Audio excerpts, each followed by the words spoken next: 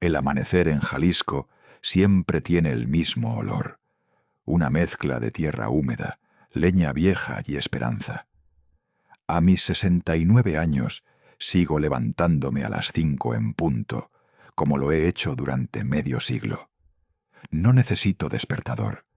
El canto del primer gallo y la luz tímida que se filtra por la ventana bastan para recordarme que tengo otro día más para trabajar el barro.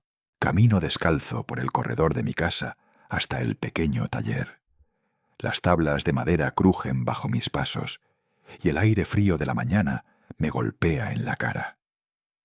Enciendo la lámpara del banco de trabajo y el olor a arcilla seca me recibe como un viejo amigo. Todo está en su lugar. Las herramientas gastadas, las brochas endurecidas por el esmalte, los moldes que ya casi se deshacen de tanto uso. Sobre una repisa guardo 2 pequeños tazones. Uno es verde jade, pintado con la figura de una tortuga. El otro, de color tierra, lleva grabados los nombres de mis nietos, Mateo y Sofía. Los hice hace 3 años, una tarde de domingo, cuando ellos aún corrían por el taller con las manos cubiertas de barro, y las risas llenaban cada rincón. Sofía moldeó una mariposa torpe, y Mateo insistió en que la suya era un dragón. Los miro ahora, fríos, inmóviles, y me parece escuchar todavía sus voces. Preparo café en mi vieja cafetera de aluminio. Mientras el agua hierve, abro el cuaderno de tapas negras donde anoto mis cuentas. Las hojas están manchadas de esmalte, pero aún se puede leer cada cifra. Cada número tiene una historia, un pedazo de mi vida. Hace 5 años tomé una decisión que cambió todo. Retiré casi todos mis ahorros, $68,000, equivalentes a más de 1 millón de pesos, para ayudar a mi hija Isabella y a su esposo Ricardo. Estaban a punto de perder la casa. Isabella lloró al teléfono aquella noche y yo no pude soportarlo. «Papá, los niños, no tenemos a dónde ir», me dijo. No lo dudé ni un segundo. Recuerdo perfectamente la oficina del notario en Guadalajara. Don Emilio, un hombre de bigote fino y ojos cansados, revisó los papeles con meticulosidad. «Javier», me dijo con una voz grave y pausada, «haga que esto sea un préstamo con garantía sobre la propiedad. No lo registre como un regalo. No lo haga por desconfianza, sino por prudencia. Es lo único que lo protegerá a usted y a sus nietos». Yo asentí, aunque en el fondo no quería escucharlo. En ese momento me sentía orgulloso de poder ayudar a mi hija. Firmé cada hoja con mano firme, sin imaginar que algún día necesitaría esos documentos. Cuando salí de la oficina, tenía la sensación de haber hecho lo correcto, de haber salvado a mi familia. Pero con los años, la ayuda se transformó en costumbre. Ricardo siempre encontraba una nueva urgencia, un nuevo sueño. La primera vez me pidió $3,000 para un negocio de importación de autos clásicos. «Solo necesito un empujón, Javier», me dijo con su sonrisa encantadora. Nunca supe qué pasó con esos autos. La segunda vez fueron 4,000 más para una aplicación inmobiliaria que, según él, revolucionaría el mercado. Duró 3 meses antes de desaparecer de Internet. Y la tercera vez, 5,000, para asegurar su sociedad en una empresa de consultoría. «Con esto me hago socio», juró. Nunca lo fue. En total, $12,000 que nunca regresaron. A veces me preguntaba si Isabella sabía la magnitud de todo aquello, o si prefería no saberlo. Yo solo guardaba silencio. Los padres aprendemos a callar cuando el amor duele. Esa mañana, el sol ya se alzaba alto cuando empecé a pulir un jarrón de esmalte azul. El brillo del barniz reflejaba la luz como si respirara. Entonces lo escuché, el rugido de un motor desconocido. No era el de los vecinos, acostumbrados a viejos pickups. Este era un sonido distinto, profundo, arrogante. Un Mercedes-Benz gris se detuvo frente al portón. El reflejo del parabrisas me cegó por un instante. Ricardo bajó del coche con un traje ajustado y gafas oscuras. No tocó la puerta. Entró directamente, como si el taller le perteneciera. «Buenos días, Javier», dijo, sonriendo con la seguridad de quien se cree dueño del lugar. Qué suerte encontrarlo en casa un sábado. Su sonrisa era amplia, demasiado blanca, ensayada. Me recordó la de un vendedor que sabe que está a punto de cerrar una venta. «Siéntate, Ricardo», le dije dejando el trapo sobre la mesa. «¿Qué se te ofrece esta vez?» Se quitó las gafas lentamente y las colocó sobre la mesa junto a una carpeta. Una oportunidad de oro, una inversión en Cancún, terrenos con potencial turístico. Solo necesito $5,000 más para entrar en el proyecto. Tomé el periódico doblado sobre la mesa, lo cerré con cuidado y dejé la taza de café, ya fría, a un lado. «Ya no tengo dinero, Ricardo». Su sonrisa se congeló. Me miró fijamente, como si no comprendiera. Luego se levantó y comenzó a caminar alrededor del taller, observando mis piezas, los hornos, las estanterías cubiertas de polvo. «Usted ha pasado toda su vida haciendo estos cacharros», dijo con un tono que mezclaba desprecio y lástima. «¿Qué sabe usted de generar riqueza? Este mundo ya no es de los que trabajan con las manos, Javier. Es de los que arriesgan, de los que entienden los negocios». Guardé silencio. Lo vi tocar una vasija recién salida del horno y tuve que contenerme para que no la rompiera. «Mientras usted sigue aquí, en este taller viejo, mi esposa y yo intentamos construir un futuro para Mateo y Sofía». «Pero claro», rió con ironía, «supongo que prefiere ver cómo todo se hunde antes que ayudar de nuevo». «No», le respondí despacio sin levantar la voz. «Prefiero verlos aprender a levantarse solos». Sus ojos chispearon con rabia. «¿Eso quiere decir que no piensa ayudarme?» «Eso quiere decir que ya te ayudé demasiado», contesté. $12,000, Ricardo, sin contar la casa. Ni una sola vez devolviste un peso. Él dio un paso hacia mí, intentando imponerse con su altura. «Usted no entiende. Esos fueron inversiones. No, fueron mentiras, y se acabaron». Por un instante, el silencio llenó el taller. Solo se oía el zumbido leve del horno apagándose. Ricardo apretó los labios y golpeó con el puño una mesa. «Viejo testarudo», murmuró antes de girar hacia la puerta. «No se sorprenda cuando su hija deje de llamarlo.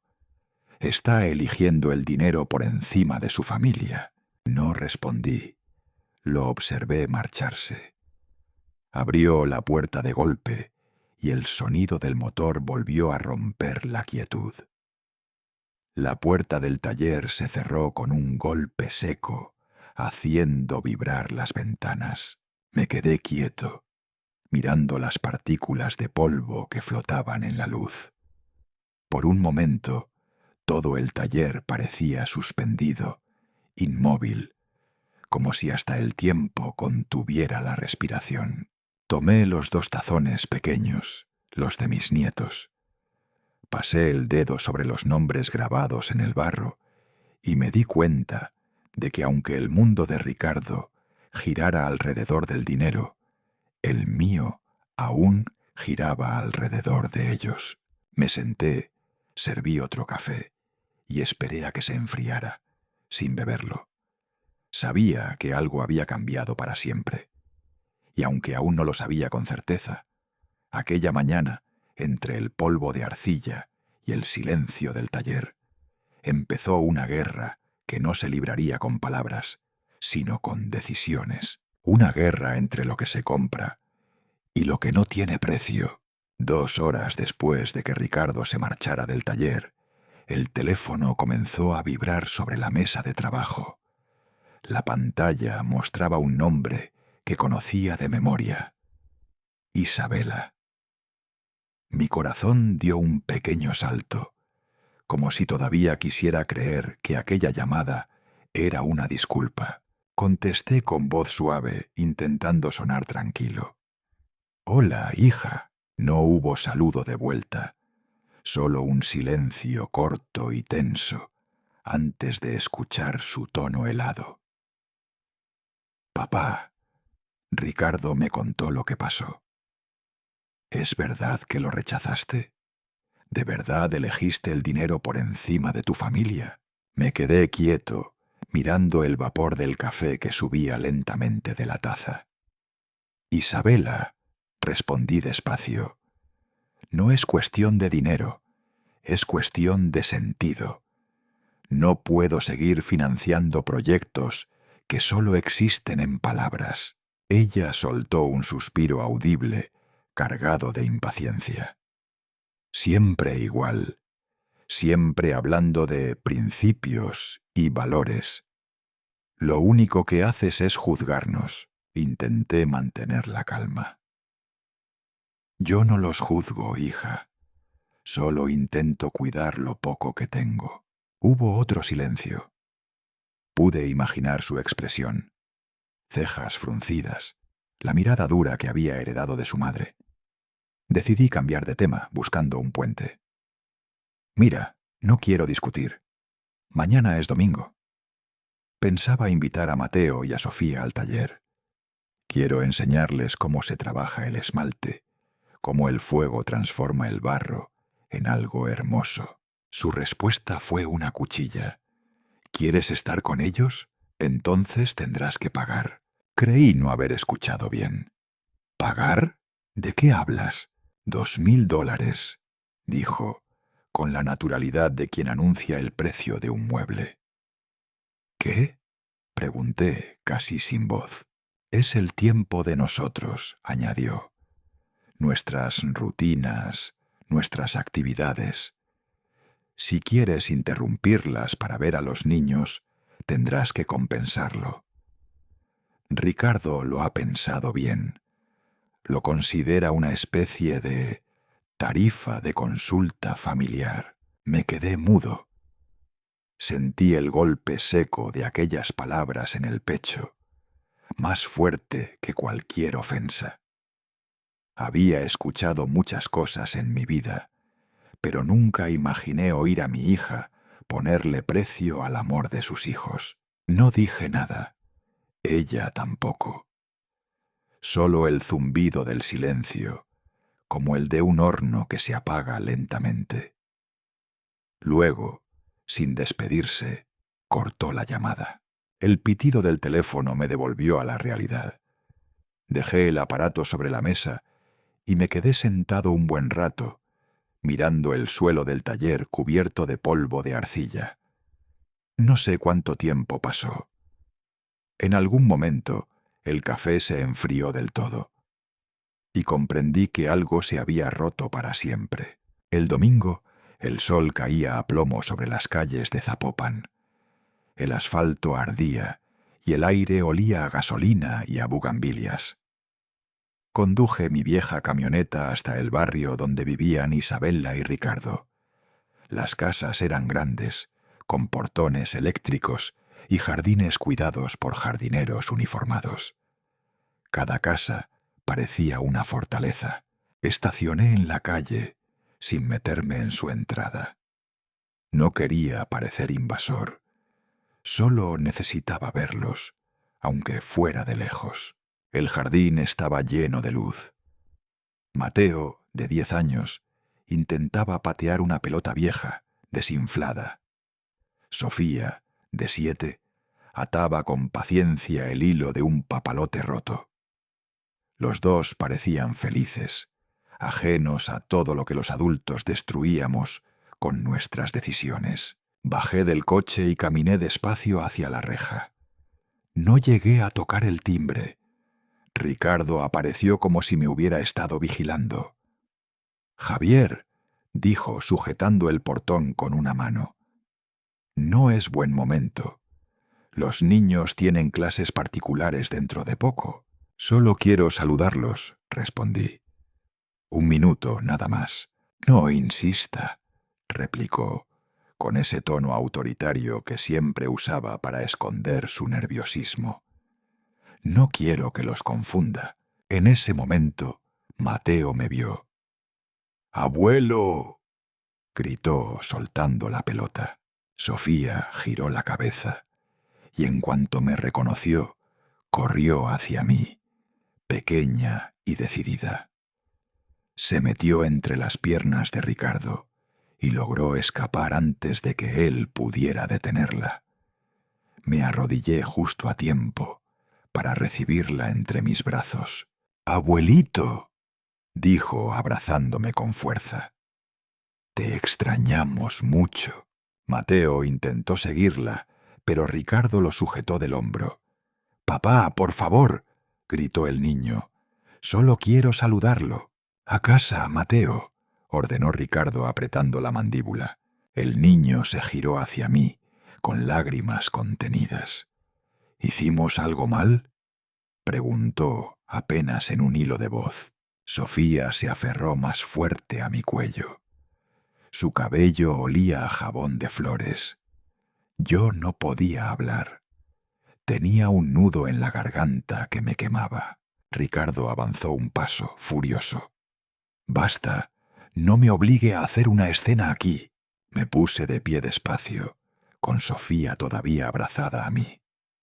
«Tranquilo», le dije. «No vine a pelear, solo quería verlos». Detrás de él, en el marco de la puerta principal, apareció Isabela. Estaba apoyada contra la pared, inmóvil. No dijo nada, pero nuestras miradas se cruzaron. Había en sus ojos algo que no era desprecio, ni siquiera enojo. Era cansancio y un leve temblor, como de alguien que ya no sabe en qué creer. Ricardo tiró de Mateo hacia dentro de la casa. «Sofía», dijo con voz seca, «ven». La niña me miró. Yo le sonreí, intentando ocultar el temblor en mis labios. «Ve con tus padres, mi amor», le susurré. «Todo estará bien». Ella negó con la cabeza. «No quiero», dijo en voz baja. Acaricié su cabello y la besé en la frente. «Si quieres, si puedes. Ve». Se soltó lentamente y caminó hacia la puerta. En el umbral se giró una vez más y me hizo un gesto con la mano, como si temiera que me desvaneciera en el aire. Ricardo cerró el portón con un golpe seco. No me miró, me quedé ahí, de pie, con el ruido del tráfico a lo lejos y el viento moviendo las hojas secas del suelo. A través de la ventana pude ver un instante a Isabela. Seguía en el pasillo. Sus labios se movieron apenas, como si quisiera decir algo. No escuché palabras, pero su mirada me habló claro. «Papá, haz algo». De regreso a casa, conduje sin música, sin radio, sin nada. Solo el sonido del motor viejo y el vaivén del camino. La tarde caía, dorada, y los cerros al fondo parecían dormidos. Durante años había pensado que el amor de un padre bastaba para proteger a su familia. Pero esa tarde entendí que no siempre es así. A veces el amor necesita convertirse en algo más duro, en determinación. Cuando aparqué frente a mi taller, ya sabía lo que tenía que hacer. Entré, encendí la lámpara y abrí el viejo cuaderno de cuentas. En la primera página, debajo de las cifras y las manchas de café, escribí una frase nueva con letras firmes. El amor no se compra, pero a veces hay que recordárselo al mundo. Luego cerré el cuaderno, respiré hondo y apagué la luz. Afuera, la noche de Jalisco comenzaba a envolver las calles, y dentro de mí la tristeza se transformaba lentamente en algo distinto. Una calma fría, precisa, como la de un hombre que por fin entiende que ha llegado la hora de actuar. Amaneció gris sobre Jalisco. El aire traía ese olor a tierra fría que presagia decisiones difíciles. Me levanté antes del alba, más por costumbre que por descanso. Apenas dormí. Pasé la noche repasando en mi cabeza cada conversación, cada gesto de Ricardo, cada palabra de Isabella. Había llegado el momento de hacer algo que nunca imaginé: enfrentar a mi propia hija en el terreno de la ley. Me vestí despacio. Elegí la camisa más limpia que tenía, una de color blanco, ya gastado, el pantalón de mezclilla que me acompañaba desde hacía años y los zapatos de cuero que guardaba para las ocasiones importantes. Me miré en el espejo antes de salir. Mis ojos parecían más viejos que de costumbre, pero en el fondo había una determinación que hacía mucho no veía en mí. El tráfico del centro de Guadalajara rugía como un animal nervioso. Conduje hasta la oficina de don Emilio, el notario. Estaba en una calle estrecha, entre una tienda de relojes antiguos y una papelería. Aparqué frente al portón y respiré hondo antes de entrar. La oficina era pequeña, llena de libros, carpetas y olor a papel envejecido. Don Emilio, un hombre de unos 60 años, con el cabello completamente gris, me recibió con su amabilidad habitual. «Javier, qué gusto verlo», dijo mientras me estrechaba la mano.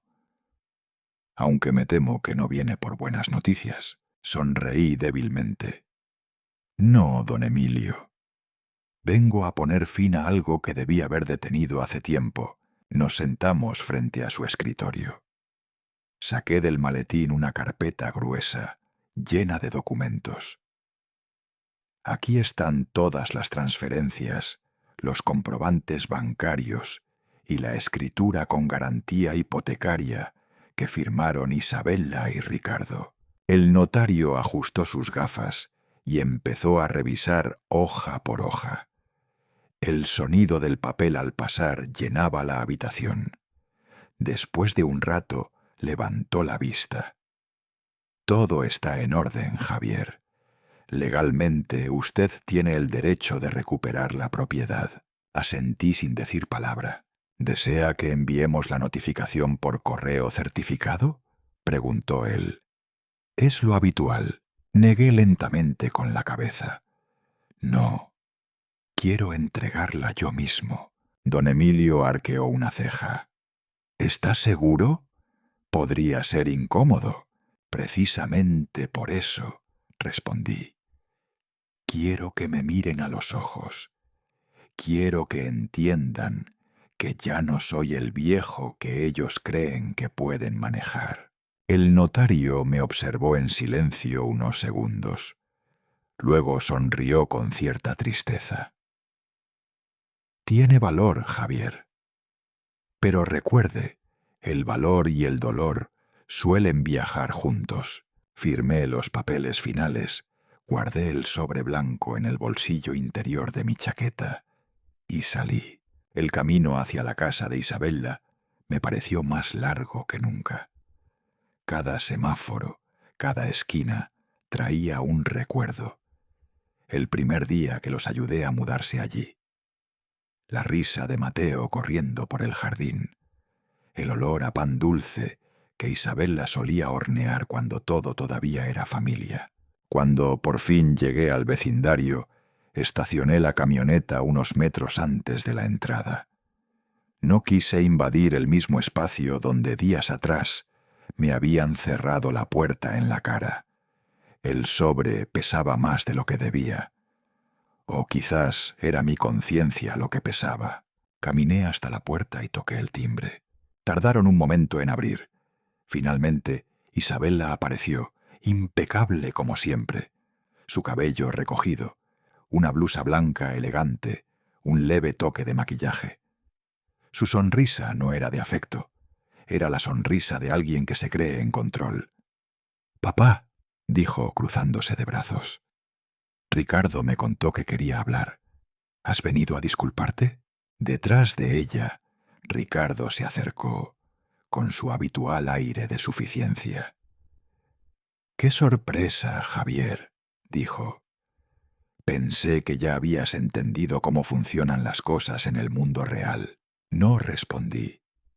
Metí la mano en el bolsillo interior de la chaqueta y saqué el sobre blanco. «Esto es para ustedes». Isabella lo tomó con un gesto rápido. «Sabía que cambiarías de opinión», dijo sonriendo, como quien celebra una victoria segura. «En el fondo, siempre supe que el amor de un padre vale más que cualquier papel». Empezó a abrir el sobre con impaciencia. Ricardo se acercó por detrás, curioso, casi divertido, pero su sonrisa desapareció en el instante en que leyó la primera línea.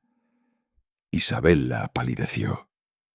«¿Qué es esto?», balbuceó. Ricardo le arrebató el papel y lo leyó en voz alta, incrédulo. Notificación formal de ejecución de garantía hipotecaria. Plazo de 30 días para desocupar la propiedad. «¡No puedes hacer esto!», gritó arrugando el documento en la mano. «Esta casa es nuestra». «No», dije con voz baja pero firme. «Siempre fue mía». Isabella dio un paso atrás temblando. «¿Cómo pudiste?», susurró. «Es la casa donde crecieron tus nietos». «Y la casa que yo salvé», le respondí. «No con promesas, sino con trabajo. Les di oportunidades, no cadenas.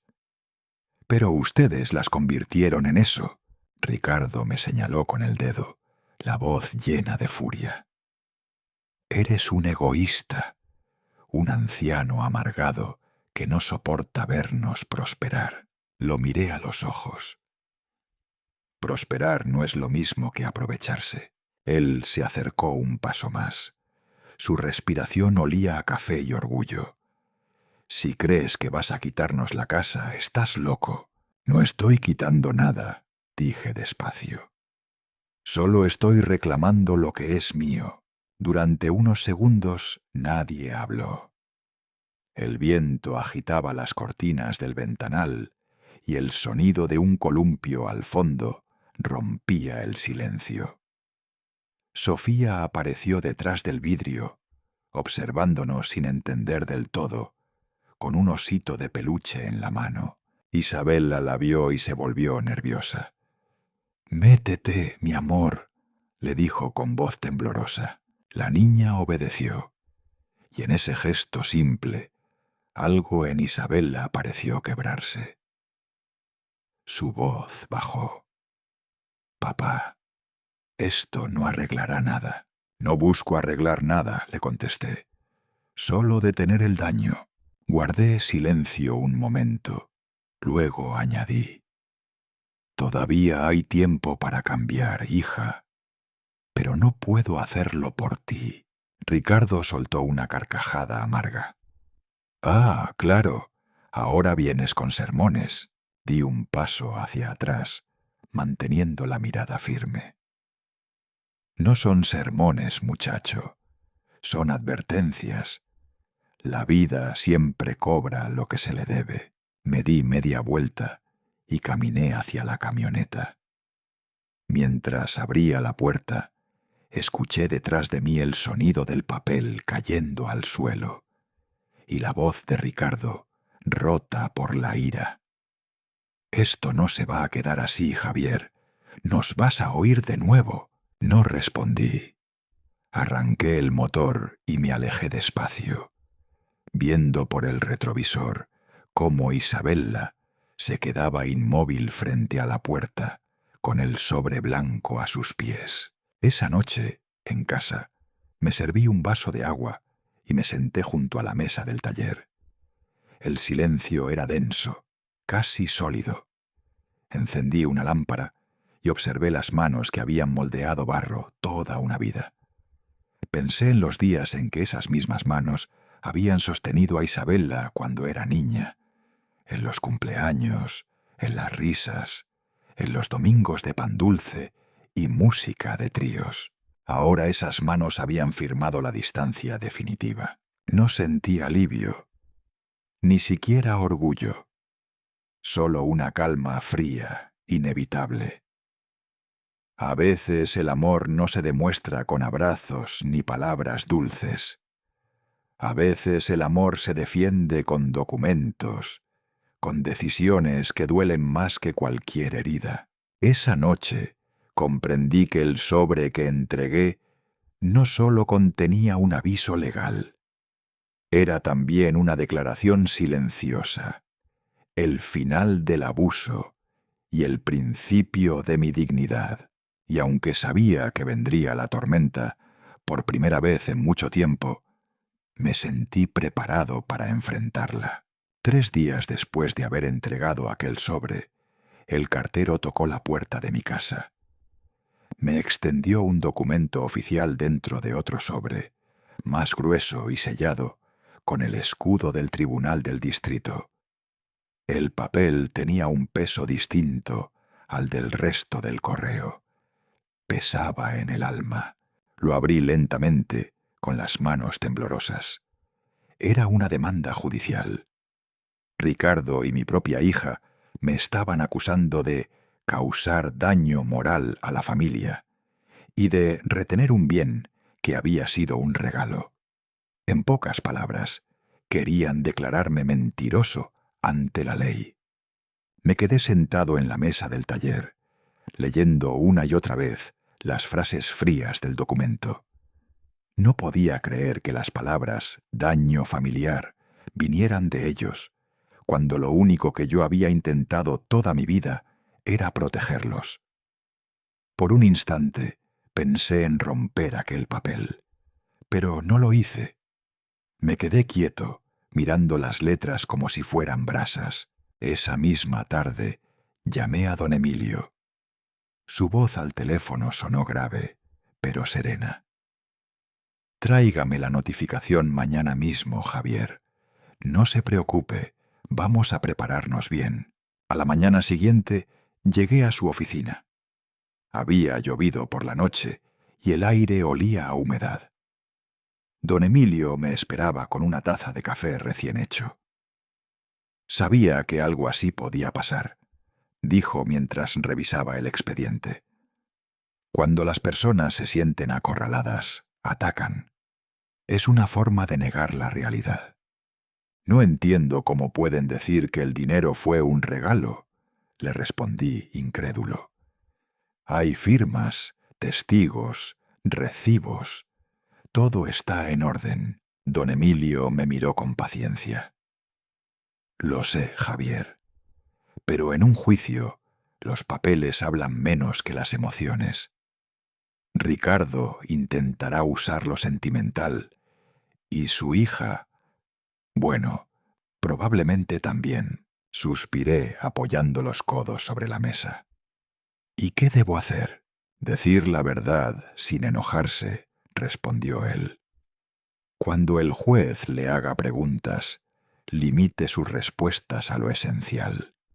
No deje que le provoquen. Asentí, aunque sabía que sería difícil mantener la calma frente a quienes más daño me estaban haciendo. El día de la audiencia llegó un martes nublado. Me puse mi mejor camisa blanca, la que usé en la boda de Isabella hace 15 años. Apreté el cinturón de los pantalones y me coloqué la chaqueta gris que aún conservaba el olor del taller. El edificio del tribunal era frío, con paredes altas y ecos que distorsionaban las voces. Don Emilio ya me esperaba en la entrada, con su maletín de cuero y su andar pausado. En la sala principal vi a Isabela y Ricardo por primera vez desde aquel día del sobre. Estaban acompañados por un abogado joven, de traje oscuro y expresión arrogante. Ricardo hablaba sin parar, gesticulando, mientras Isabela lo escuchaba en silencio, con la mirada baja. Cuando nuestros ojos se cruzaron, ella apartó la vista. Fue un segundo, pero bastó.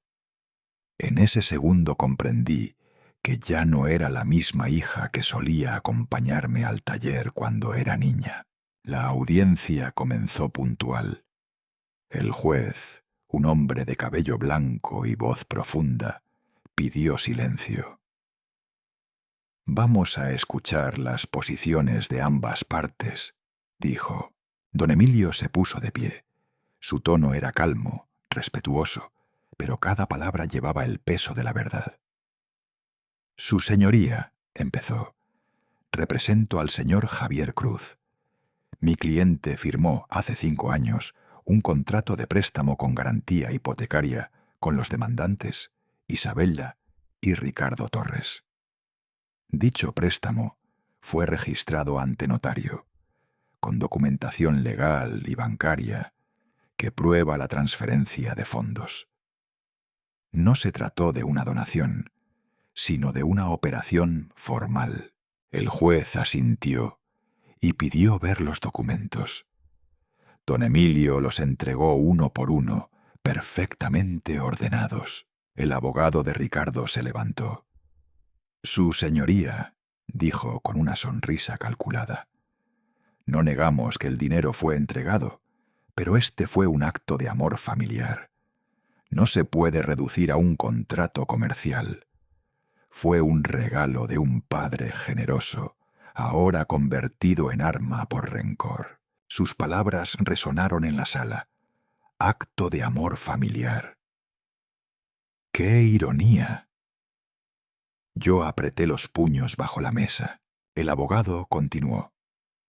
Mi cliente y su esposa han vivido en esa casa por años, criando a sus hijos. Desalojarlos sería un acto inhumano. Además, la relación entre las partes demuestra que el señor Cruz nunca tuvo intención de recuperar ese dinero hasta que comenzaron los conflictos personales. El juez levantó la mano. Eso es una suposición. ¿Tiene pruebas de que el préstamo fuera un regalo? El abogado titubeó. No pruebas escritas, pero sí testimoniales. El juez suspiró. En esta sala, señor, las pruebas escritas pesan más que los sentimientos. Don Emilio aprovechó el silencio. Con su permiso, señoría, en la página 3 del contrato puede leer claramente: el préstamo quedará garantizado con la propiedad ubicada en Avenida Los Pinos 47, en caso de incumplimiento de pago. Además, el documento fue firmado y sellado ante mi despacho. El juez tomó el papel, leyó unos segundos y asintió. Es un documento válido. Ricardo no pudo contenerse. «Eso no es justo», gritó, poniéndose de pie. «Esa casa es mía». El juez golpeó el mazo. Silencio en la sala. Si vuelve a interrumpir, lo haré desalojar. Isabela lo tomó del brazo, tratando de calmarlo. Yo los miré y por un momento deseé que todo terminara sin más dolor. Pero ya era tarde. El juez revisó el resto de los papeles, hizo algunas anotaciones y habló con voz firme. Después de analizar la documentación y los argumentos, este tribunal determina que el préstamo fue legal, formal y vigente. Por lo tanto, La demanda presentada por los señores Torres queda rechazada. Hubo un murmullo en la sala. Don Emilio me miró con una leve sonrisa de alivio. Ricardo, en cambio, apretó los dientes con furia, mientras Isabella se hundía en el asiento, los ojos llenos de lágrimas. El juez añadió: «Asimismo, ordeno que los demandantes desocupen la propiedad en un plazo máximo de 30 días». El sonido del mazo golpeando la madera marcó el final. Ricardo se giró hacia mí, con la mirada llena de odio. «Esto no ha terminado, viejo», murmuró. Yo solo respondí: «No, muchacho. Lo que terminó fue el abuso». Al salir del tribunal, la luz del mediodía me pareció extraña. Todo el mundo seguía su vida. La gente caminaba, los autos sonaban, los vendedores ofrecían tamales en la esquina. Era como si mi batalla no hubiera existido para nadie más. Don Emilio me acompañó hasta la acera. «Ganamos, Javier, pero sé que no se siente como una victoria». Tenía razón. No sentía alegría ni satisfacción. Solo un hueco grande, un vacío en el pecho. Había recuperado una casa, sí, pero había perdido algo mucho más importante: la paz con mi hija. «Gracias, don Emilio», le dije estrechando su mano. «Usted hizo más de lo que debía». «Cuídese, Javier», me respondió con sinceridad.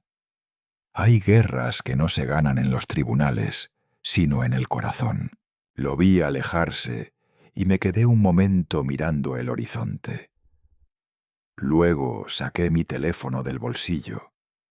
Dudé unos segundos, pero al final marqué un número que había buscado la noche anterior, el de una abogada de familia, recomendada por un amigo. «¿Aló?», respondió una voz femenina, serena. «Buenas tardes. Mi nombre es Javier Cruz. Me gustaría hablar con usted sobre mis derechos como abuelo». «Por supuesto», contestó.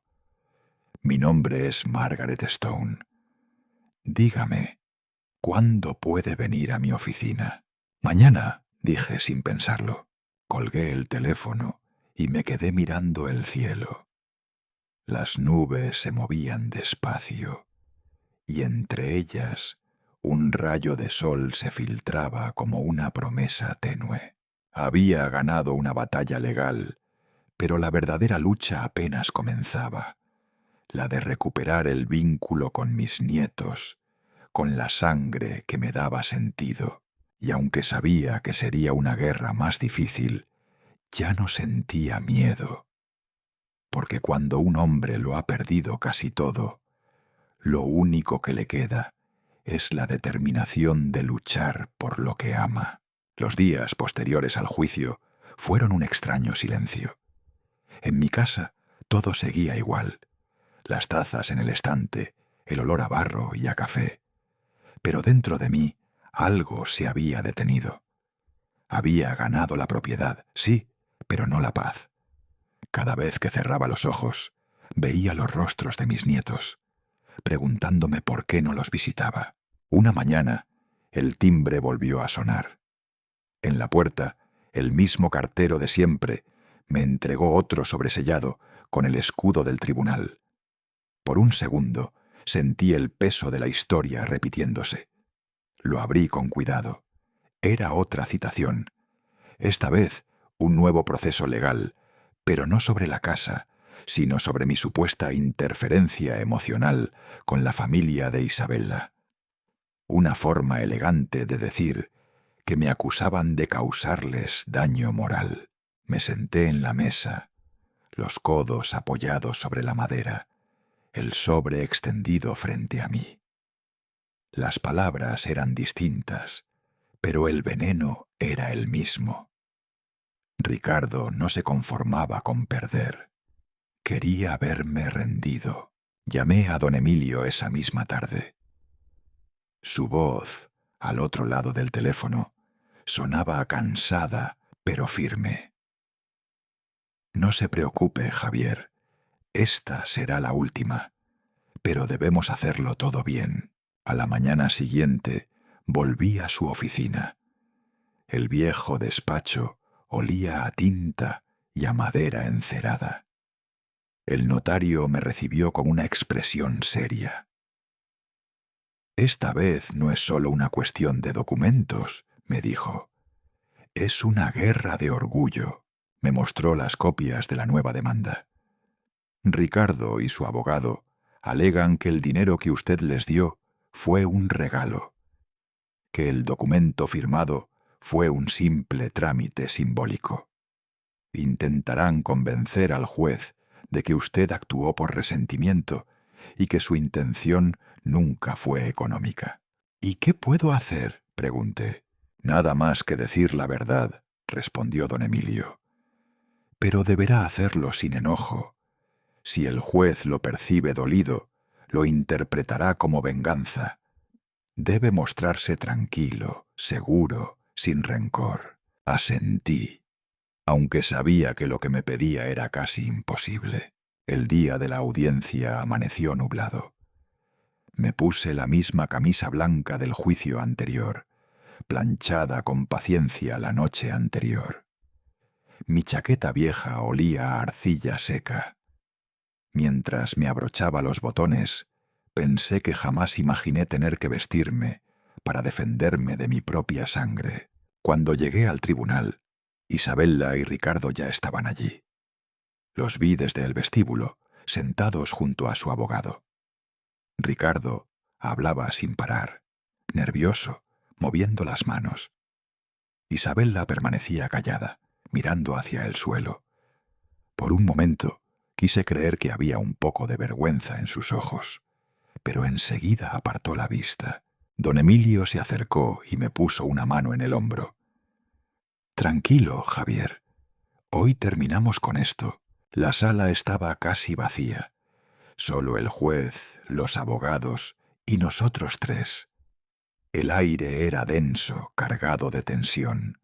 El juez, un hombre alto de bigote gris, tomó asiento y abrió el expediente. Procedamos, dijo con voz firme. Señor Torres, usted y su esposa sostienen que la suma entregada por el señor Cruz fue un obsequio familiar, ¿correcto? Ricardo se levantó enseguida. Así es, su señoría. Fue un gesto de amor. El dinero se dio sin condiciones. Mi suegro siempre quiso ayudar, hasta que cambió de parecer y nos echó de nuestra casa. El juez lo observó un instante. ¿Tiene pruebas de que fue un obsequio? Ricardo titubeó. No pruebas formales, pero todos sabían que él lo hacía por cariño, no por negocio. El juez asintió lentamente y volvió la mirada hacia don Emilio. Su turno. Mi abogado se levantó con serenidad, acomodándose las gafas. Su señoría, empezó.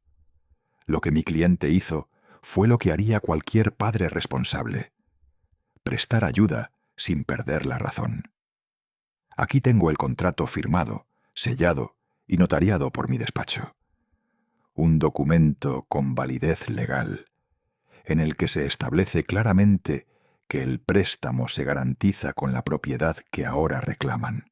Le entregó las copias al juez, que las examinó detenidamente. Además, añadió Emilio, los comprobantes de transferencia bancaria confirman cada movimiento de dinero. No hay ambigüedad. El juez levantó la vista. Señor Cruz, ¿puede explicar con sus palabras la naturaleza de este acuerdo? Me puse de pie. Sentí que todos los ojos en la sala estaban sobre mí. Sí, su señoría. Hace 5 años, mi hija y su esposo estaban a punto de perder la casa. Yo retiré mis ahorros para ayudarlos, pero no quise que fuera un regalo. Quise que fuera una responsabilidad compartida. Don Emilio me aconsejó hacerlo de forma legal, para proteger a mis nietos, y así lo hice. Jamás pedí intereses ni presioné por el pago. Solo esperaba respeto. Ricardo soltó una risa sarcástica. «Respeto», repitió. «¿Así llama a desalojar a su propia hija?» Lo miré directamente. «Así llamo a poner límites», dije. El juez golpeó el mazo. «Silencio». Don Emilio intervino con voz calmada. «Su señoría, mi cliente no actuó por resentimiento. Actuó porque durante años fue utilizado. Los préstamos suman más de $70,000 sin una sola devolución. Ningún regalo dura tanto». El abogado contrario intentó una última jugada. «Pero la relación familiar debe tenerse en cuenta. El cariño entre padre e hija no se puede medir en contratos». El juez levantó la mano. «El cariño no se mide en contratos, señor abogado, pero las propiedades sí». El silencio cayó sobre la sala. El juez hojeó los documentos una vez más, subrayó una línea con su pluma y finalmente dictó su fallo. «El tribunal considera que la prueba presentada por el señor Cruz es concluyente. El préstamo es válido, la garantía fue legalmente registrada y no existe evidencia de que haya sido un regalo. Por tanto, la demanda presentada por los señores Torres queda rechazada». Ricardo se puso de pie furioso. «Esto es una injusticia. Usted no entiende. Nos está dejando en la calle». El juez volvió a golpear la mesa. «La ley es clara. Tienen 30 días para desalojar la propiedad. Y le advierto, señor Torres, que si continúa interrumpiendo, lo haré sacar por la fuerza». Ricardo se hundió en el asiento, murmurando entre dientes. Isabella no dijo nada. Solo bajó la cabeza, con los ojos llenos de lágrimas. El juez se levantó y salió de la sala. El sonido del mazo aún resonaba cuando don Emilio me tocó el brazo. «Ganamos», dijo en voz baja, pero no sentí victoria. No había júbilo en mí, solo una especie de silencio hueco. Afuera, la luz del mediodía era blanca y cruel. En el pasillo del tribunal, Ricardo pasó junto a mí sin mirarme. Isabella lo seguía unos pasos atrás. Al llegar a la puerta, se detuvo y volteó un momento. Nuestros ojos se encontraron. No dijo nada, pero su mirada fue suficiente.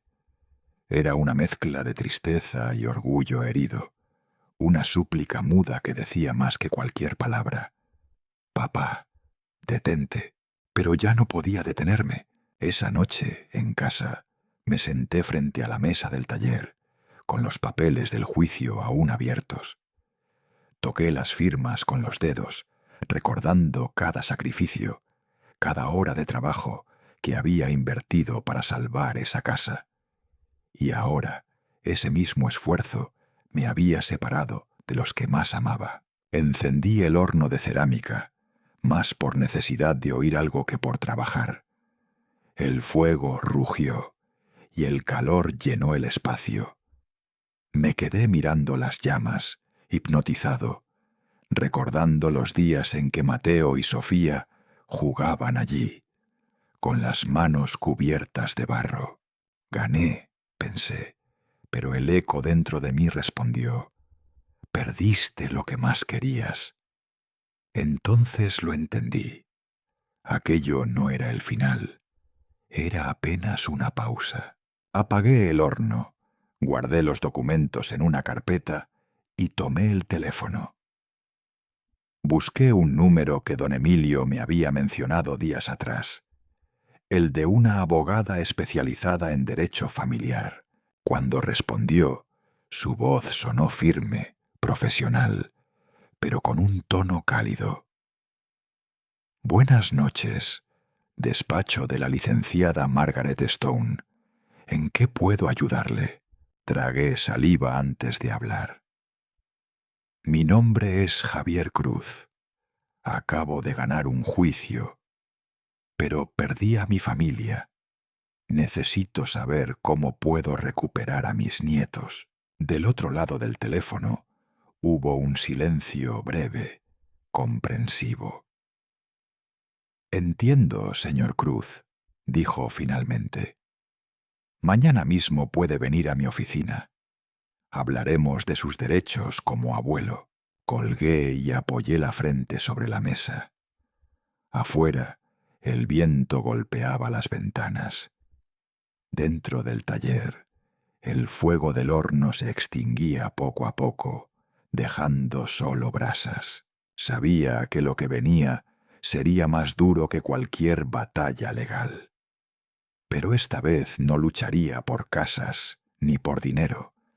Esta vez lucharía por amor, por lo único que realmente vale la pena defender. No estuve presente el día en que se cumplió la orden de desalojo. No quise verlo. No podía. Había algo humillante en imaginar a mi hija, a mis nietos, empacando sus cosas, bajando cuadros, vaciando cajones que alguna vez ayudé a llenar. Pero la vida, aunque uno no quiera mirarla, sigue su curso. Me enteré por Luis Herrera, un viejo amigo que trabaja en la oficina del registro público. Me llamó una mañana temprano. Javier, me dijo con voz baja, hoy entregaron la casa. Vi pasar el camión de mudanzas. Se llevaron todo. Me quedé en silencio, sosteniendo el teléfono como si pesara una tonelada. ¿Sabes a dónde fueron? Pregunté con un hilo de voz. Al parecer, a un departamento en la colonia Santa Cecilia. Pequeño, nada comparado con lo que tenían. Pero con los antecedentes legales, nadie quiso alquilarles algo mejor. Agradecí la información y colgué. Me quedé mirando por la ventana del taller. El sol de Jalisco brillaba igual que siempre, indiferente. Y pensé en algo que no me dejaba en paz. Ganar no siempre se siente como victoria. Pasaron varias semanas antes de que el siguiente capítulo de mi batalla comenzara. Esta vez ya no era por casas, por dinero ni por justicia económica. Era por lo único que me quedaba, el derecho de ver a mis nietos. Mi abogada, la licenciada Margaret Stone, me había preparado bien. La primera vez que la vi, me sorprendió su serenidad. Una mujer de unos 50 años, cabello recogido, gafas delgadas, una voz firme pero humana. En su oficina olía a café y a libros. «No se preocupe, don Javier», me dijo la primera vez. «El amor de un abuelo también tiene valor legal». El día de la audiencia de custodia, el ambiente era distinto al de los juicios anteriores. En el tribunal familiar no había frialdad de expedientes, sino un aire más pesado, lleno de emociones contenidas. Se hablaba menos de dinero y más de heridas invisibles. Entré con el corazón latiéndome en la garganta. Margaret me esperaba junto a la mesa de defensa. «Hoy no pelearemos con papeles, sino con verdad», me susurró. Frente a nosotros, Isabella y Ricardo estaban de nuevo juntos. Pero ya no eran los mismos. Isabella tenía el rostro pálido, el cabello recogido sin cuidado. Se veía cansada, apagada. Ricardo, en cambio, mantenía su postura arrogante, pero su nerviosismo se notaba en el temblor de su pierna derecha. El juez, un hombre de mediana edad con tono empático pero autoritario, inició la sesión. «Estamos aquí para determinar el derecho de visita del señor Javier Cruz hacia sus nietos, Mateo y Sofía». Ricardo fue el primero en hablar. Su señoría, dijo intentando sonar convincente. No estamos en contra de que los niños vean a su abuelo, pero creemos que no es conveniente ahora. Ellos están confundidos. Todo este conflicto legal les ha afectado. El juez asintió lentamente. ¿Está usted sugiriendo que el contacto con su abuelo es perjudicial? Exactamente, respondió Ricardo. Además, el señor Cruz ha mostrado comportamientos hostiles hacia la familia. Quise reír, pero me contuve. Margaret intervino enseguida. Su señoría, mi cliente no ha hecho otra cosa que buscar el contacto con sus nietos. Durante más de un año, sus llamadas, mensajes y visitas fueron ignorados. Incluso se le exigió dinero a cambio de ver a los niños. La sala quedó en silencio. Ricardo miró hacia Isabella, buscando apoyo, pero ella no levantó la vista. Margaret abrió una carpeta y comenzó a leer con voz clara. Aquí están los mensajes de texto donde el señor Ricardo Torres exige $2,000 por tiempo familiar. También los registros de llamadas sin respuesta y las cartas no contestadas. El juez levantó una ceja. ¿Eso es cierto, señor Torres? Ricardo apretó los labios.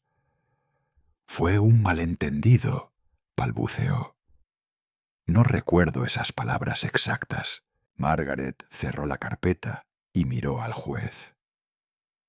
Solicito que la señora Isabella Torres declare. El juez asintió. Isabella se levantó lentamente. Caminó hacia el estrado con pasos vacilantes. Su voz, al comenzar, era apenas un susurro. Sí, su señoría. Margaret se acercó con delicadeza. Señora Torres, ¿podría decirnos quién tomó la decisión de impedir el contacto entre sus hijos y su padre? Isabella miró a Ricardo. Él le devolvió una mirada dura, amenazante. Hubo un silencio largo, tan tenso que se podía oír el zumbido del aire acondicionado. Respóndame, por favor, insistió Margaret. ¿Fue usted quien decidió impedirlo? Isabella tragó saliva. Finalmente levantó la vista y me miró directamente. Por primera vez en mucho tiempo, no vi orgullo ni resentimiento. Solo tristeza. Fuimos los dos, dijo con voz temblorosa. Ricardo y yo. El juez asintió lentamente. ¿Y puede explicarnos por qué? Porque él, dijo refiriéndose a mí, no quiso seguir ayudándonos económicamente. Y Ricardo pensó que lo mejor era cortar el contacto hasta que todo se resolviera. Ricardo la interrumpió furioso. «Isabella, no digas más». Pero ella lo ignoró. «Fue un error», continuó entre lágrimas. «Yo solo quería evitar conflictos, pero terminé provocando algo peor. Mis hijos aman a su abuelo, y yo...» Hizo una pausa limpiándose los ojos. «Yo también lo extraño». Mi corazón se encogió. El juez la observó con atención. «Gracias, señora Torres. Puede sentarse». Ricardo hundió la cabeza entre las manos. Isabella regresó a su asiento sin mirarlo. El juez revisó los documentos una vez más y habló con voz grave, pero serena. «Este tribunal no juzga sentimientos, sino hechos, y los hechos son claros. El señor Javier Cruz ha sido privado de manera injustificada del contacto con sus nietos. Por tanto, se establece su derecho de visita cada sábado, de 10 de la mañana a 6 de la tarde. El sonido del mazo golpeando la madera retumbó en la sala como un trueno. Margaret me miró, sonriendo apenas. Yo asentí, sin poder decir palabra. Ricardo se levantó de golpe, enfurecido. «Esto es una farsa», dijo entre dientes. «Tú», le gritó a Isabela, «me traicionaste frente al juez». Ella se giró hacia él. Por primera vez, su voz fue firme. «Estoy cansada, Ricardo. Cansada de mentir, de huir, de convertir todo en dinero». Tal vez ya era hora de que dijera la verdad. Él la tomó del brazo con brusquedad. «No termines esa frase». Isabela se soltó con fuerza.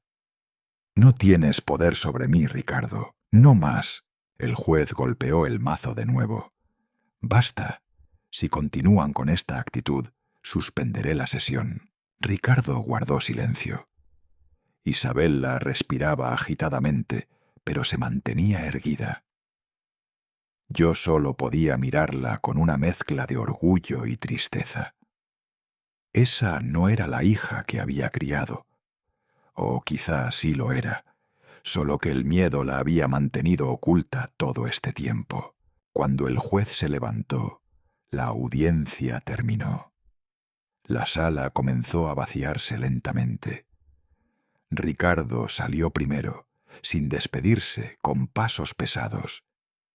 Isabela se quedó un momento, quieta. Luego se acercó a mí. «Papá», dijo en voz baja, «no sé si puedas perdonarme». No supe qué responder, solo asentí. No hacía falta más. Ella me miró a los ojos, y en esa mirada había algo que hacía mucho no veía. Verdad. «Gracias por no rendirte», susurró. Le toqué el hombro suavemente. «Siempre te esperaré, hija, siempre». Al salir del tribunal, el aire era cálido, casi amable. Margaret me acompañó hasta la puerta principal. «Lo logró, don Javier», me dijo. «No todos los casos terminan así». «No lo logré yo», le respondí. «Lo hizo ella». Caminé hacia mi camioneta, sintiendo por primera vez en años una especie de alivio. Sabía que aún habría heridas, silencios, distancia. Pero también sabía que cada sábado, a las 10 de la mañana, esa puerta cerrada por tanto tiempo se abriría de nuevo. Y tras esa puerta, dos voces pequeñas gritarían mi nombre con alegría. No había justicia más grande que esa. Nunca vi el camión llegar. No tuve valor para hacerlo. Luis, mi amigo del registro público, fue quien me lo contó con esa voz suya, siempre pausada, como si temiera lastimarme con las palabras. «Javier», me dijo, «hoy terminaron de vaciar la casa. Vi pasar un camión de mudanza con muebles, cajas y un piano viejo. Todo iba marcado con el nombre de Ricardo Torres». Guardé silencio. Afuera, el viento movía las ramas del naranjo que había plantado junto a la ventana hace 20 años. Ese árbol había crecido con mi familia. Ahora parecía el único testigo de lo que quedaba de ella. No quise saber más. Solo pregunté dónde habían ido. Luis me respondió: «Un departamento pequeño en la colonia Santa Cecilia. Nada elegante, pero es lo único que pudieron alquilar. Con sus antecedentes legales, nadie quiso firmarles un contrato serio». Agradecí con un gesto y colgué. Me quedé mirando la taza de café sobre la mesa, aún humeante. Había ganado la casa, sí. Pero esa victoria tenía el sabor amargo de la ceniza, porque en el fondo lo que más dolía no era su caída, sino el silencio entre nosotros. Los días siguientes fueron extraños. El taller volvió a llenarse de vida. El fuego del horno, el olor a barro, los colores de los esmaltes. Pero dentro de mí seguía esa sensación de hueco. Trabajaba sin pensar, moldeando vasijas que no necesitaba, como si el sonido del torno pudiera ahogar mis pensamientos. Hasta que una mañana Margaret me llamó. «Don Javier», dijo su voz serena al teléfono. «La audiencia sobre el derecho de visita fue aceptada. Tenemos fecha. Será la próxima semana». Me quedé callado unos segundos. «Entonces es hora», respondí. «Esta vez no lucho por mí, sino por ellos». El día del juicio familiar amaneció gris. El cielo parecía presagiar lluvia.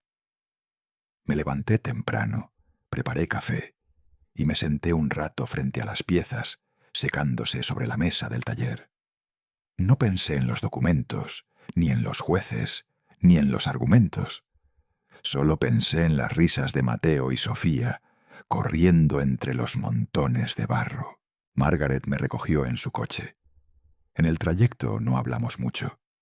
Ella hojeaba sus notas, concentrada, mientras yo miraba por la ventana los puestos de flores, los perros callejeros, los rostros indiferentes de la ciudad.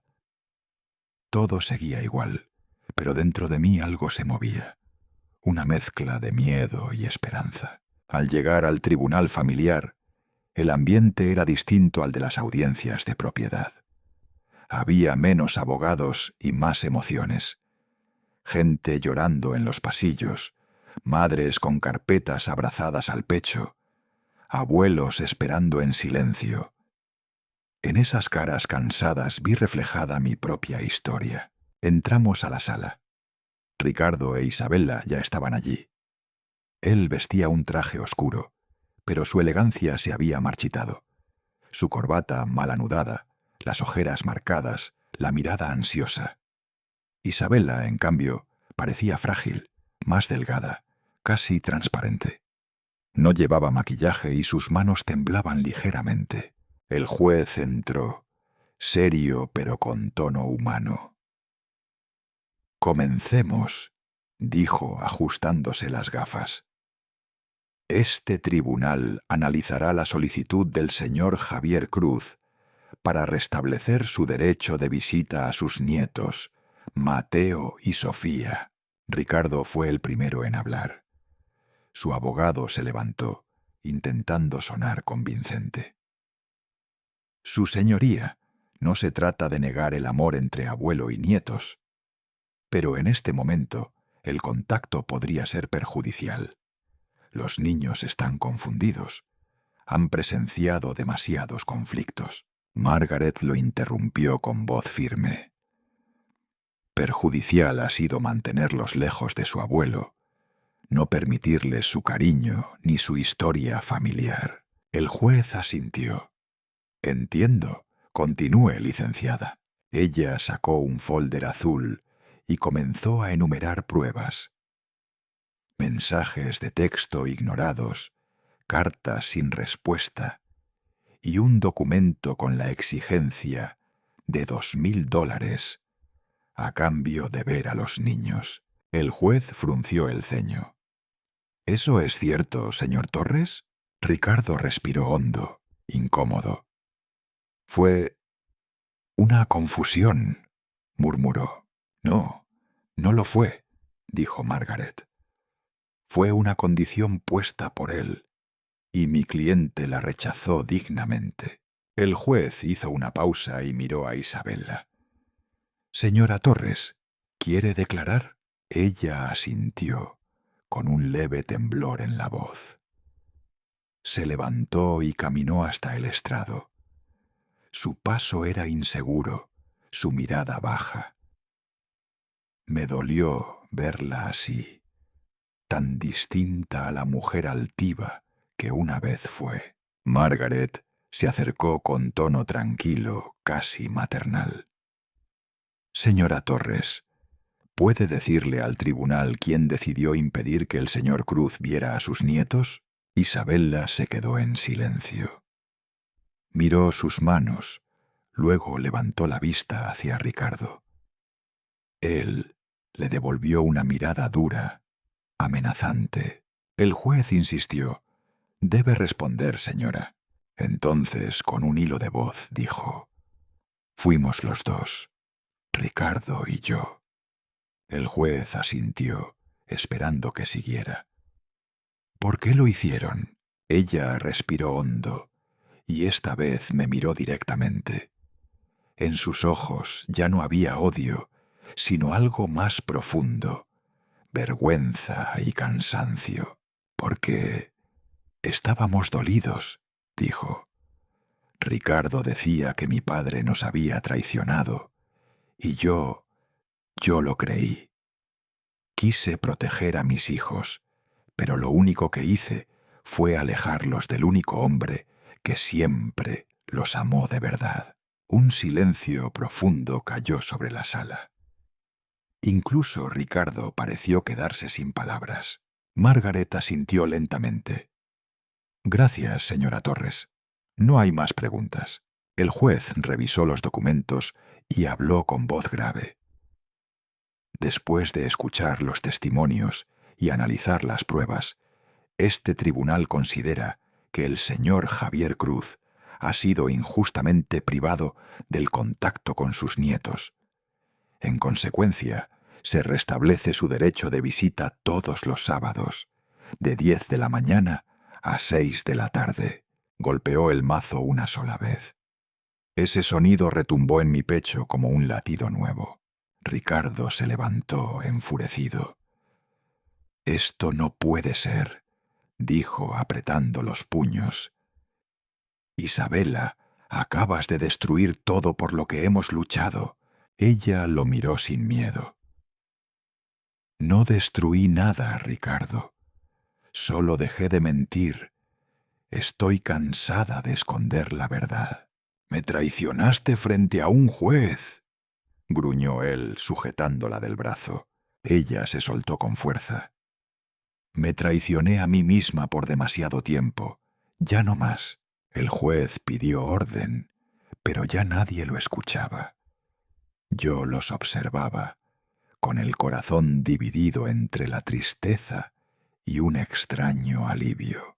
Por primera vez en años, Isabella se veía libre. Cuando todo terminó, la sala comenzó a vaciarse. Ricardo salió furioso, con pasos pesados. Isabella permaneció unos segundos quieta, mirando hacia el suelo. Luego se acercó lentamente a mí. «Papá», dijo apenas un susurro. «Lo siento, no pude hablar, solo la miré». En su rostro había lágrimas, pero también algo que no veía desde que era niña. Honestidad. «Gracias», le dije finalmente. «No por las palabras, sino por atreverte a decir la verdad». Ella asintió. «Mateo y Sofía te extrañan. Les hablé de ti anoche. Quieren verte este sábado». Sentí un nudo en la garganta. «Estaré esperándolos», dije. «Y haré pan dulce como antes». Ella sonrió apenas. «Les encantará eso». Nos quedamos así, en silencio, por un momento breve, pero eterno.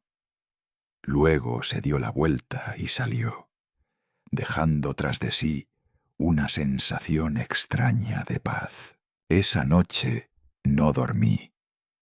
Preparé el taller como si fuera la primera vez que los recibiría.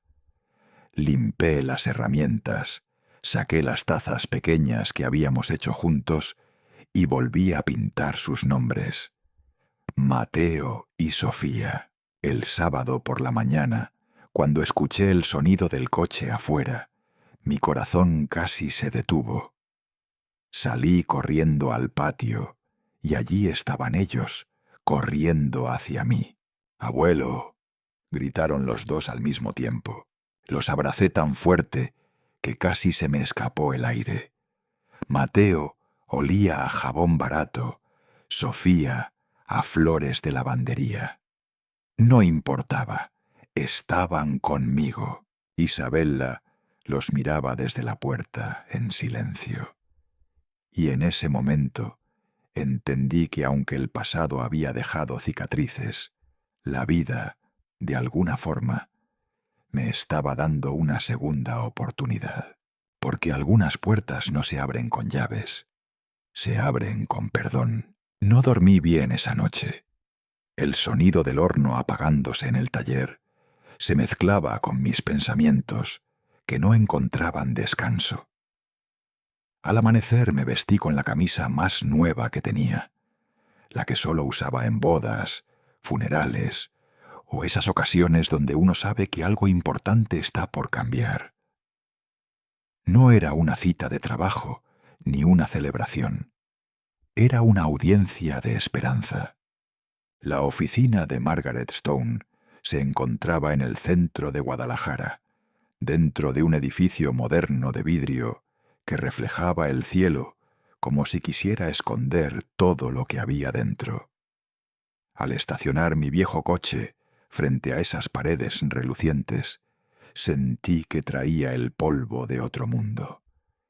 Mis manos estaban manchadas de arcilla seca, la ropa limpia pero antigua. Parecía que el barro de mi taller y el mármol de ese lugar no hablaban el mismo idioma. Entré con paso lento.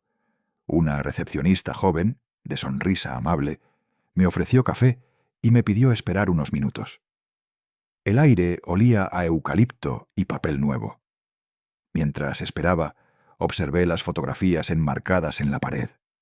Familias abrazadas, niños riendo, parejas mayores tomadas de la mano. No eran decoraciones al azar, eran recordatorios de lo que la gente lucha por conservar. Cuando Margaret salió de su despacho, supe de inmediato que era una persona distinta a los abogados que conocí antes. 50 y pocos años, cabello recogido, lentes discretos y una mirada que combinaba inteligencia y calidez.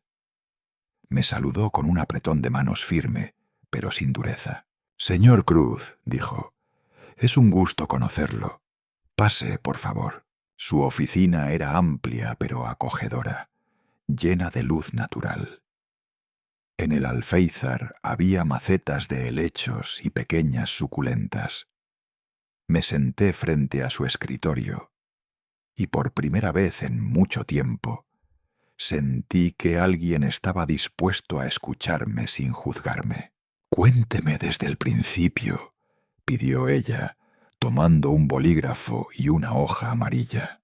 Y yo hablé, le conté todo, desde el día en que hipotecé mi casa para ayudar a mi hija y su esposo, hasta el momento en que Ricardo me pidió $2,000 para permitirme ver a mis nietos. Le hablé de las humillaciones, del silencio de Isabella, de la forma en que mi voz ya no llegaba a Mateo ni a Sofía. Margaret no interrumpió ni una sola vez. Solo asentía de vez en cuando, escribiendo con una letra pequeña y ordenada. Cuando terminé, guardó el bolígrafo y me miró directamente. «Don Javier», dijo con voz pausada, «su caso es más común de lo que imagina, pero también más doloroso». Me quedé mirándola sin entender del todo. «En México», explicó, «el derecho de los abuelos a ver a sus nietos está protegido por la ley, siempre que pueda demostrarse que existe una obstrucción injustificada. En su caso, la exigencia económica y el aislamiento emocional son pruebas contundentes». «¿Entonces puedo verlos?», pregunté con un hilo de esperanza. Ella respiró hondo. «Podemos solicitar una orden judicial de visita, pero debo ser honesta con usted. Este proceso no es fácil. Ricardo reaccionará mal y su hija podría sentirse aún más atrapada. Usted ganará un derecho, pero podría perder lo poco que queda de su relación con ella». Guardé silencio. El tic-tac del reloj pareció llenar el cuarto. Finalmente dije: «No me importa perder lo que ya está roto, pero no quiero que mis nietos crezcan creyendo que su abuelo los olvidó». Margaret asintió lentamente, con una expresión de respeto. Entonces haremos lo necesario. Tomó una carpeta nueva, la marcó con mi nombre y comenzó a anotar los pasos legales. Recolección de pruebas, solicitud al tribunal, tiempos de espera. Mientras hablaba, su voz sonaba segura, pero sus ojos revelaban la empatía de alguien que había visto demasiadas familias romperse. Antes de irme, me ofreció una taza de café. «No se desanime», me dijo. «Los muros más altos se construyen con miedo, y el miedo puede derrumbarse con la verdad». Salí de aquel edificio con el corazón apretado. El sol caía fuerte sobre las aceras y el reflejo del vidrio me cegaba. Me sentí diminuto, como si cargara siglos en los hombros. Conduje de regreso al taller por calles que parecían más largas que de costumbre. Al llegar, me quité la chaqueta y me senté frente al torno. El olor del barro siempre había sido mi refugio, pero ese día no me bastó. Tomé el teléfono y marqué el número de Isabela. 1, 2, 3 veces. La llamada se fue directa al buzón de voz. Escuché su mensaje automático, esa voz que antes me decía «papá» con cariño, ahora convertida en una grabación sin alma. «Hola, soy Isabela. Déjame tu mensaje después del tono». Esperé unos segundos antes de hablar. «Soy yo, hija. No te llamo para pelear. Solo quería decirte que te extraño, que los extraño. Mateo, Sofía, si escuchan esto, recuerden que el abuelo los ama. Siempre los amará». Colgué. El silencio que siguió fue tan denso que casi podía tocarlo. Tomé el teléfono otra vez y escribí un mensaje corto. «Los extraño. El taller está vacío sin ustedes». El icono de enviado apareció enseguida, pero nunca se convirtió en leído. Esa noche traté de trabajar, pero mis manos no respondían. El barro se me secaba entre los dedos. Miré las pequeñas tazas que Mateo y Sofía habían hecho años atrás, aún en el estante. La del niño tenía un dibujo torcido de un perro. La de Sofía, un corazón mal formado, pero lleno de intención. Encendí el horno, solo para escuchar el rugido familiar del fuego. Me quedé sentado frente a él, viendo cómo las llamas se retorcían como recuerdos. Pensé en la conversación con Margaret, en su advertencia. «Esto podría destruir lo poco que queda con tu hija. ¿Acaso ya no estaba destruido? ¿O quedaba algo por rescatar?» Los días siguientes se hicieron más largos.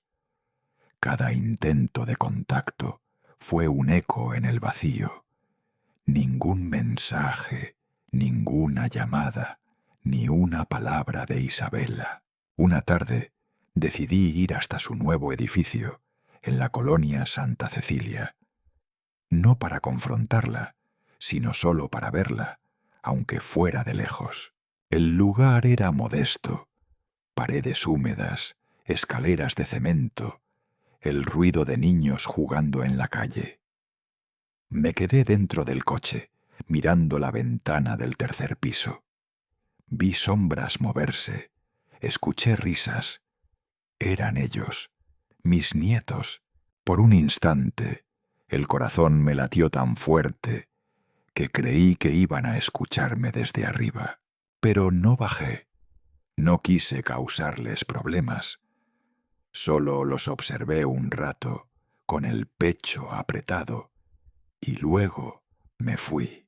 Al regresar a casa, el sol ya se ocultaba detrás de las colinas. El taller estaba lleno de silencio, y ese silencio tenía forma, peso y nombre. Era el muro invisible que Ricardo había construido. Uno hecho no de ladrillos, sino de manipulación, De miedo, de culpa, me senté junto al torno y cerré los ojos.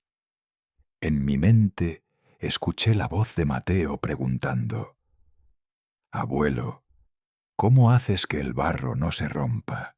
Y recordé lo que siempre le decía: «Hijo, el truco no está en la fuerza, sino en la paciencia. Si presionas demasiado, se quiebra. Si lo dejas ir, se desmorona. Pero si encuentras el equilibrio, el barro se vuelve fuerte». Abrí los ojos. Quizás la vida era igual. Quizás ese muro algún día caería, no por fuerza, sino por paciencia, porque el amor verdadero, como la arcilla bien trabajada, resiste el fuego, el tiempo y el silencio. El sábado amaneció distinto. Había algo en el aire, una calma tibia, casi sagrada. Me desperté antes del amanecer, sin necesidad del reloj. El cielo sobre Jalisco apenas se teñía de rosa cuando puse el café al fuego y escuché el burbujeo familiar que llenaba el taller. Ese sonido que tantas veces acompañó mi soledad, hoy parecía anunciar un nuevo comienzo. Barrí el suelo de arcilla, limpié las mesas, ordené los utensilios y coloqué sobre la mesa central los trozos de barro que había preparado la noche anterior. Los cubrí con trapos húmedos para que no se secaran.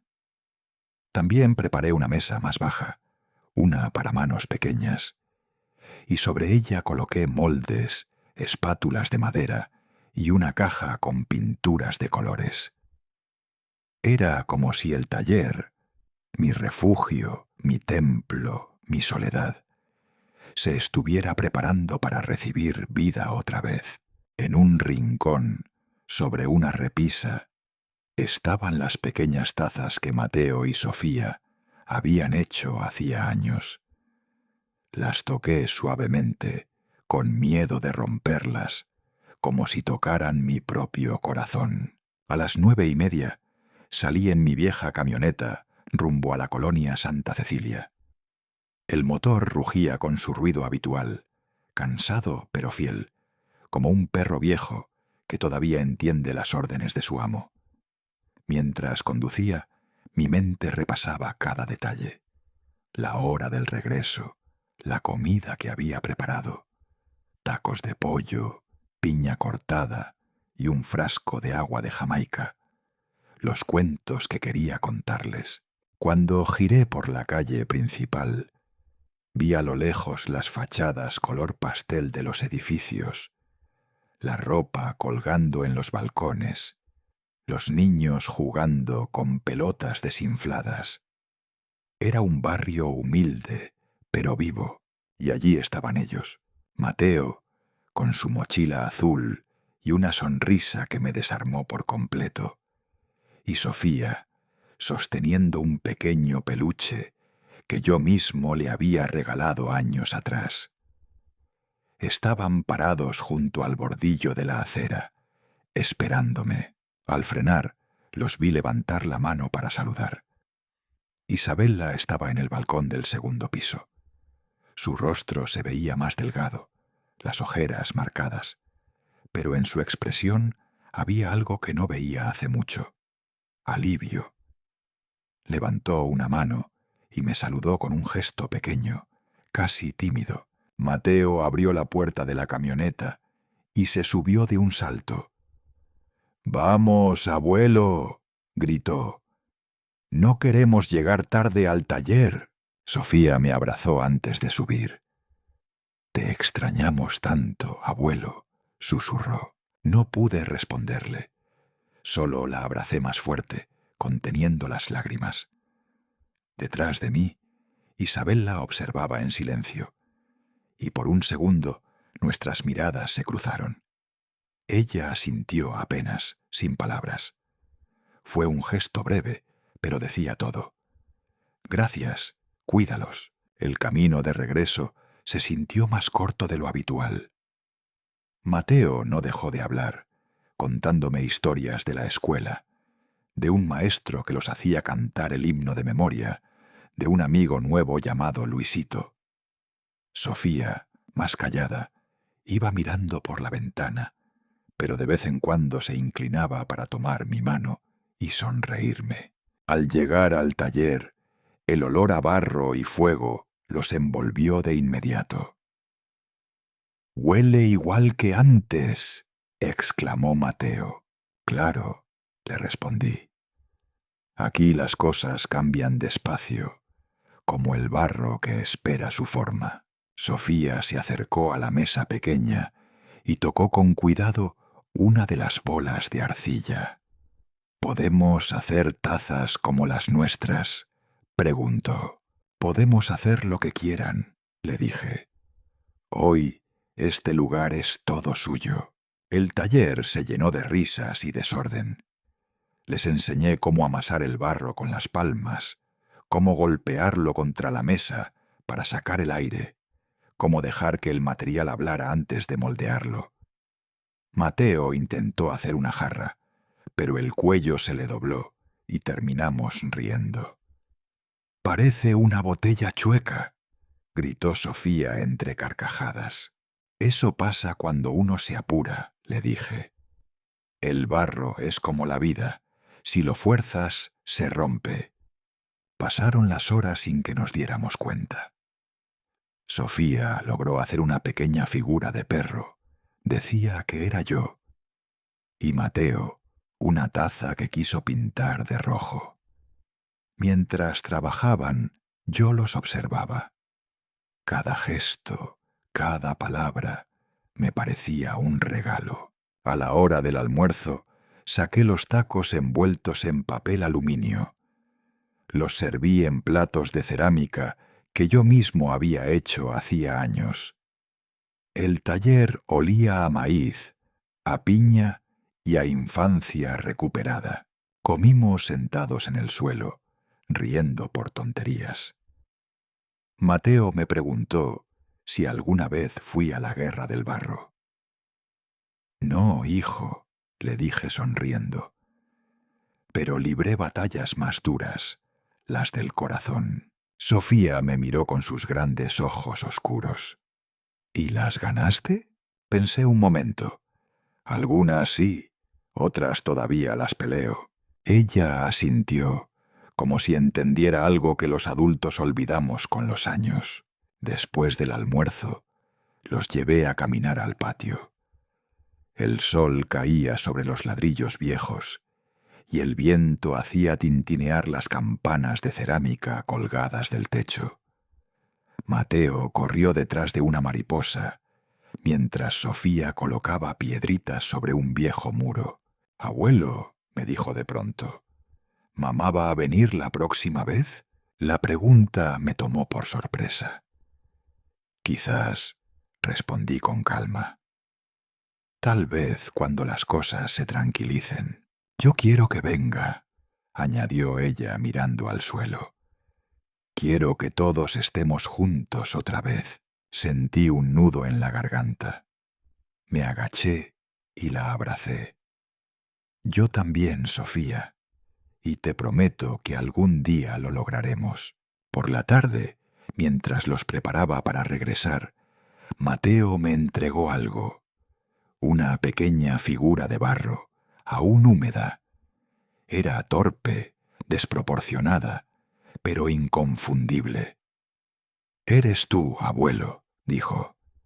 «El héroe del taller». No pude contener las lágrimas. La coloqué sobre la repisa, junto a las tazas viejas. Cuando llegamos al edificio, Isabella ya los esperaba en la puerta. Al vernos, bajó y abrazó a los niños. Luego se acercó a mí. «Gracias», me dijo con voz baja. «Volvieron felices. No los veía así desde hace mucho. Solo hicimos lo que sabíamos», respondí. «Jugar con barro y reírnos». Isabella sonrió, tímida. «A veces eso es todo lo que hace falta». Nos quedamos unos segundos en silencio. Ella tomó aire y dijo: ¿Podemos volver el próximo sábado? Asentí. Claro, el taller siempre estará abierto. De camino a casa, el cielo se teñía de naranja. Conduje despacio, dejando que el viento entrara por la ventana. En el asiento del copiloto quedaban las huellas de las manos pequeñas de mis nietos, marcadas con polvo de arcilla. Por primera vez en muchos años, no sentí tristeza ni rencor. No pensé en Ricardo, ni en los juicios, ni en las pérdidas. Solo en ellos, en sus risas, en la promesa silenciosa de esos sábados por venir. Esa noche encendí el horno del taller, pero no para trabajar. Solo quería oír el fuego, ese sonido constante, profundo, que me recordaba que algo dentro de mí seguía vivo, mientras el calor llenaba la habitación. Miré las figuras en el estante y comprendí algo que había tardado toda una vida en entender. La verdadera victoria no se gana con abogados ni sentencias. Se gana con amor, con paciencia, con un corazón que pese a todo sigue abierto. Y así, entre el rumor del fuego y el eco de las risas de mis nietos, supe que había recuperado no solo a mi familia, sino también a mí mismo. Han pasado algunos meses desde aquel primer sábado. El taller volvió a llenarse de vida, pero ya no del mismo modo. Ahora, cada rincón respira algo más que el olor a barro y fuego. Respira futuro. Ricardo desapareció de nuestras vidas poco a poco, como el polvo que se asienta después de una tormenta. Supe, por un conocido, que había perdido el empleo que tanto presumía y que trabajaba ahora en una agencia de autos usados, tratando de recomenzar sin éxito. Ya nadie lo veía llegar con su Mercedes, ni hablar de inversiones en voz alta. En cambio, se le veía solo, envejecido, sin aquella arrogancia que una vez llenó mis días de vergüenza. No siento odio por él, solo una tristeza profunda, esa que se siente cuando uno comprende que hay personas que confunden poder con valor y dinero con amor. Isabella, en cambio, había empezado a rehacer su vida.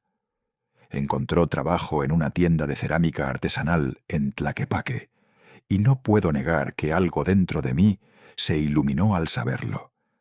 Tal vez, sin darse cuenta, estaba regresando a sus raíces, a las mismas manos que moldearon su infancia. Un sábado por la tarde llegó al taller con los niños. Venía sin prisa, con la ropa sencilla y el cabello recogido. Tenía la mirada cansada, pero ya no triste. «Traje pan dulce», dijo sonriendo. Pensé que podríamos merendar juntos. La recibí con un abrazo que ella no rechazó. Los niños corrieron al patio, riendo. Isabella y yo nos sentamos frente al torno apagado, con el café humeando entre nosotros. Durante unos segundos ninguno habló. El silencio ya no era ese muro helado del pasado. Era un descanso, una pausa necesaria. «Papá», dijo ella al fin con voz baja, «he pensado mucho en todo lo que pasó. Y aunque no puedo cambiar lo que hice, quiero decirte que lo siento». La miré. No vi culpa, sino humildad. «No tienes que disculparte más, hija. Ya lo hiciste con tus actos. Lo importante es que volviste». Ella sonrió, con lágrimas contenidas. A veces pienso que todo esto tenía que pasar para que entendiéramos lo que de verdad importa. «Sí», le respondí.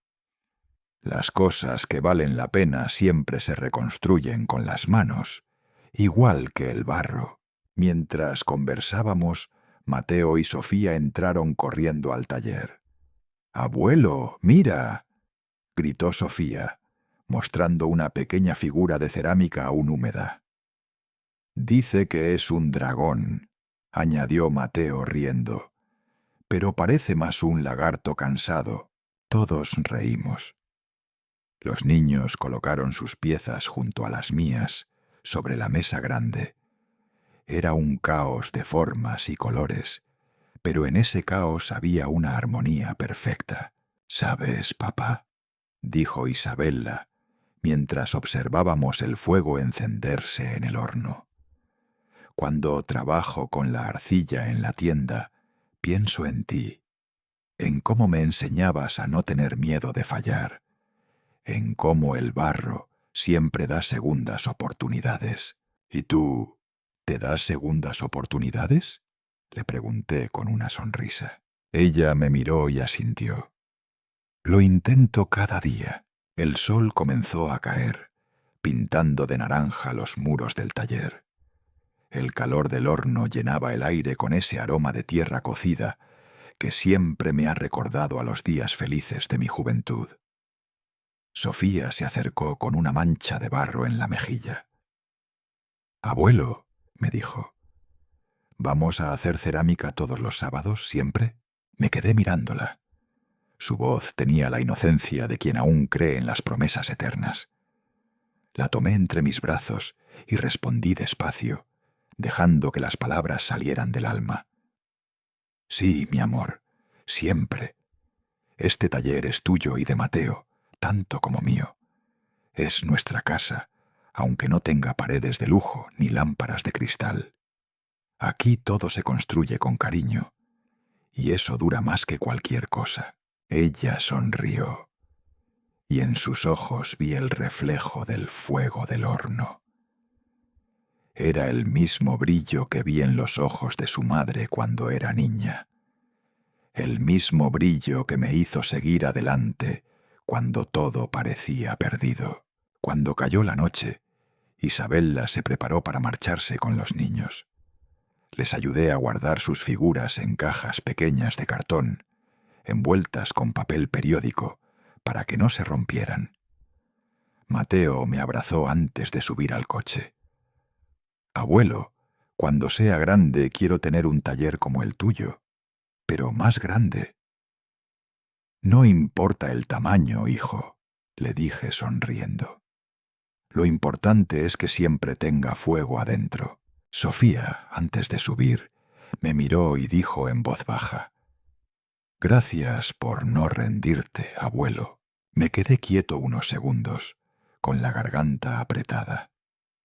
Solo pude acariciarle el cabello y responder: «Nunca podría, no mientras ustedes existan».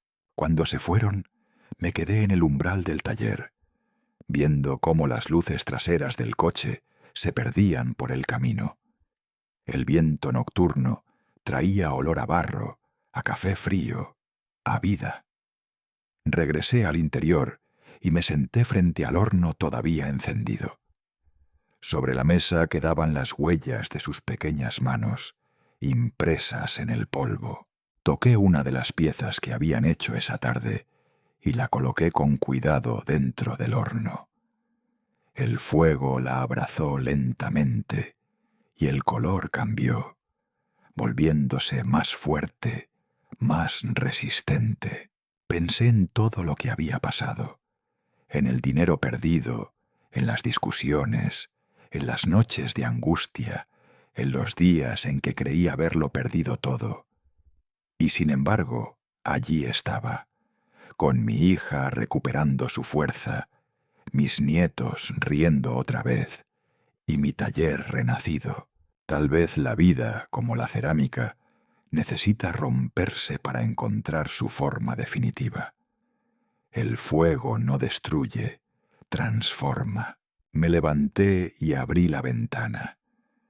El aire fresco entró con suavidad, y a lo lejos escuché el eco de una risa infantil, quizás la de Sofía, flotando en mi memoria.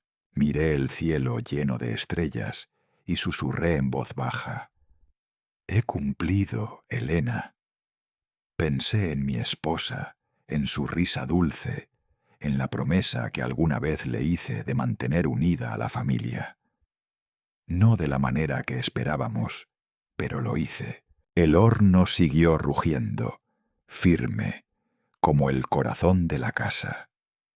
En el estante, las figuras de mis nietos esperaban su turno para enfriarse, brillando bajo la luz naranja. Sonreí. Había perdido todos mis ahorros, sí, pero había ganado algo que el dinero nunca podría comprar: mi dignidad, mi familia y la paz de saber que había cumplido con mi deber como padre y como abuelo. Apagué las luces, dejé el horno encendido para que hiciera su magia, y antes de salir miré una vez más las piezas sobre la mesa. «Para siempre, mis niños», murmuré. «Esta es la promesa de su abuelo», y cerré la puerta del taller mientras el fuego seguía ardiendo, iluminando las sombras con una luz cálida, igual que el amor que al fin había vuelto a mi vida.